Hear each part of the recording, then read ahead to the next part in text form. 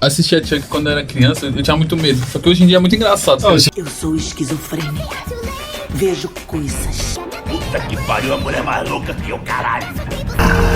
Essa sim. Vou botar o boneco pra chorar. Você assiste aquele do filho dele, aquele é tosco. É tosco demais. Aquele Eu nem assisti isso aí. Falaram muito mal. É muito. Não, ele foi feito pra ser tosco. Ninguém me leva a sério. Belos peitos. Obrigada. O A Noiva de Chuck já é tosco. Aí tem um filme que é mais tosco ainda, mano.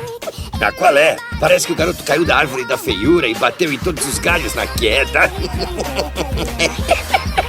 A Noiva de Chuck é meio trash mesmo. Mas é legal, né?